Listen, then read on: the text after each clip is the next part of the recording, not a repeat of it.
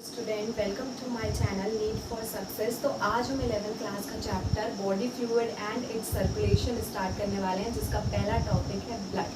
So without wasting any time let's start this video. तो आज हम पढ़ने वाले हैं ब्लड के बारे में। तो सबसे पहले हमें ये पता होना चाहिए कि ब्लड होता क्या है।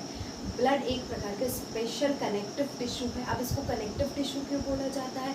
क्योंकि ये आपकी बॉडी में ब्लड फ्लो करता है, एक सेल से दूसरे सेल्स को, एक टिश्यू से दूसरे टिश्यूज़ को कनेक्ट करता है। और ब्लड की स्टडी को हम कहते हैं हेमेटोलॉजी। जहाँ हेमेटोलॉजी एच वर्ड स्टार्ट हो रहा है, अब आप समझ सकते हैं कि वहाँ ब्लड की बात हो रही है। तो अब इसमें हम ब्लड के बारे में पढ़ेंगे कि उसकी कॉम्पोजिशन क्या होती है, मतलब उसमें क्या क्या चीज़ें प्रेजेंट रहती हैं। तो उसमें 55% जो रहता है वो प्लाज्मा रहता है और 45% जो रहता है वो फॉर्म्ड एलिमेंट्स रहते हैं। अब प्लाज्मा क्या होता है? प्लाज्मा एक प्रकार का बेटा straw colour, pale yellow colour का सब्सटेंस रहता है, स्टिकी फ्लूइड रहता है, जिसमें 90 से 92% वाटर रहता है, 6 to 8% प्रोटीन रहते हैं। अब 3 टाइप्स के प्रोटीन इसमें मेनली अवेलेबल रहते हैं, जैसे कि फिब्रिनोजेन, ग्लोब्यूलेंस और एल्ब्यूमिन्स। अब 6 to 8% प्रोटीन है। अब उसके कुछ परसेंटेज दिए गए हैं, जैसे कि फिब्रिनोजेन जो कि सिर्फ 7% अवेलेबल रहता है, ग्लोब्यूलिन्स जो 38% एंड एल्ब्यूमिन्स 55% इसमें प्रेजेंट रहता है। अब हम देखेंगे कि इनके फंक्शंस क्या होते हैं और ये क्यों प्रेजेंट रहते हैं। तो जो फिब्रिनोजेन रहता है, जो आपका ब्लड क्लॉट होता है उसमें इन्वॉल्व रहता है। ग्लोब्यूलिन्स जो आपको कोई इन्फेक्शन होता है, कोई फॉरेन मटेरियल्स अटैक करते हैं तो उसको डिफेंस मैकेनिज्म में इन्वॉल्व रहता है, डिफेंस करने के लिए इन्वॉल्व रहता है। एल्ब्यूमिन्स जो रहता है आपका वो ऑस्मोटिक बैलेंस के लिए प्रेजेंट रहता है। अब इसमें ब्लड में आपका कुछ कंपोनेंट जो एलिमेंट्स प्रेजेंट रहते हैं, जिसको एरिथ्रोसाइट्स, ल्यूकोसाइट्स और प्लेटलेट्स के नाम से जाना जाता है। अब हम देखेंगे कि हमने ये सारी चीज़ें तो पढ़ ली। अब ब्लड के फंक्शंस क्या होते हैं, ब्लड हमारी बॉडी में क्या काम करता है।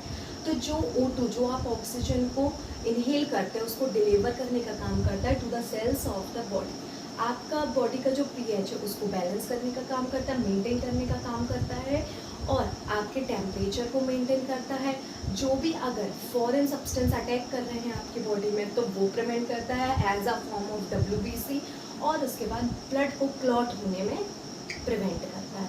So let's move on to the components erythrocytes. अब एरिथ्रोसाइट्स को क्या बोलते हैं?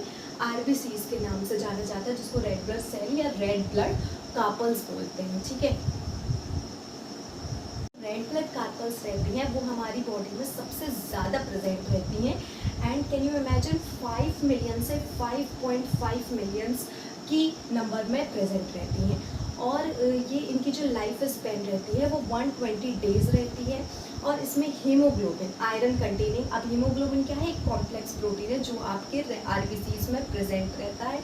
और जो एक नॉर्मल एडल्ट है, हेल्दी एडल्ट है, उसके 100 ml ब्लड में 12 to 16 ग्राम जो है वो हीमोग्लोबिन प्रेजेंट रहता है।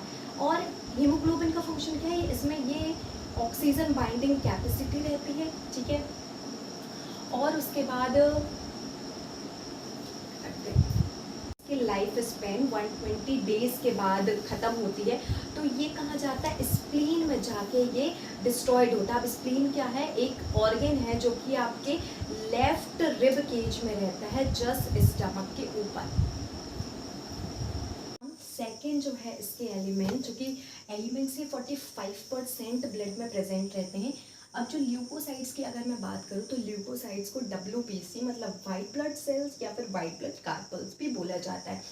और जैसे नाम के अकॉर्डिंग ये कलरलेस रहती है ल्यूकोसाइट WBC, क्योंकि इसमें हीमोग्लोबिन जो है प्रेजेंट नहीं रहता। RBCs में जो है RBC आपके बोन मैरो में बनती है। और जो RBCs की अगर मैं बात करूँ तो ये बाइकॉन्केव शेप रहती है, इस तरीके से आप अपनी बुक में देख सकते हैं। और ये क्यों रहता है? ये फंक्शन है, इसका फंक्शन क्या है कि ये लार्ज सरफेस एरिया प्रोवाइड करता है जहाँ पर रेस्पिरेटरी गैसेस का अच्छे से एक्सचेंज हो सके। अब बैक टू द ल्यूकोसाइट, ये लेसर नंबर, शॉर्ट लिव्ड रहती है। ठीक है, 12 to 20 डेज समथिंग ये इसकी लाइफ स्पेन रहती है। और इसमें न्यूक्लियस प्रेजेंट रहता है। अब ये 2 टाइप्स के रहते हैं। अगर मैं टाइप्स की बात करूँ तो एक होता है ग्रेन्युलोसाइट, एक होता है एग्रेन्युलोसाइट। अब इसके भी सब टाइप्स हैं, जो कि ग्रेन्युलोसाइट में आपका न्यूट्रोफिल्स, ईसिनोफिल्स और बेसोफिल्स पाया जाता है। एज इन कॉन्ट्रास्ट एग्रेन्युलोसाइट में आपका लिम्फोसाइट और मोनोसाइट पाया जाता है। जो न्यूट्रोफिल्स है वो सबसे ज़्यादा मात्रा में प्रेजेंट रहती है, that is 60 to 65%। Basophil least number में प्रेजेंट रहती है, 0.5 से 1%। एंड ईसिनोफिल जो रहती है वो 2.3% प्रेजेंट रहती है। और मोनोसाइट और न्यूट्रोफिल 6 to 8% टोटल प्रेजेंट रहती है। ठीक है,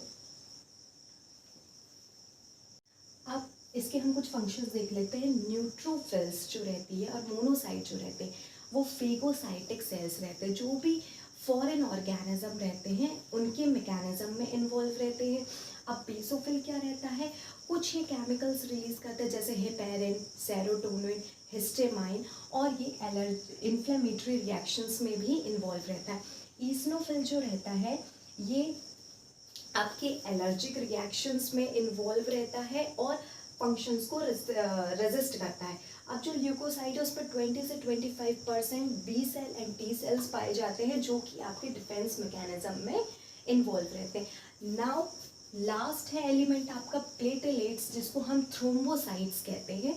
ठीक है, सेल फ्रेगमेंट्स हैं, इसमें मेगा कैरियोसिस, मेगा कैरियोसाइट्स रहते हैं। ठीक है, जैसे लार्ज न्यूक्लियस सेल। और प्लेटलेट जो रहते हैं हमारे ब्लड क्लॉटिंग के लिए काम आते हैं। तो लास्ट एलिमेंट जो बचा है प्लेटलेट्स। अब प्लेटलेट्स आपने नाम तो सुना होगा, जो कि ब्लड क्लॉटिंग के लिए रहता है और इसे हम थ्रोम्बोसाइट्स भी कहते हैं। और इस ये जो रहता है 1,50,000 से 3,50,000 की मात्रा में प्रेजेंट रहता है, जो कि ये सेल फ्रेगमेंट है। और ये किससे प्रोड्यूस होता है, मेगा कैरियोसाइट्स है। मेगा कैरियोसाइट्स का मतलब क्या होता है, लार्ज न्यूक्लियस से।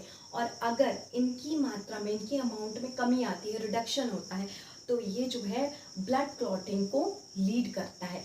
जैसे कि आपने बहुत सारी बीमारियां देखी होंगी, डेंगू देखी होगी, जिसमें कि प्लेटलेट्स कम हो जाती है तो क्लॉटिंग डिसऑर्डर की संभावना हो जाती है। So here it completed blood composition and elements.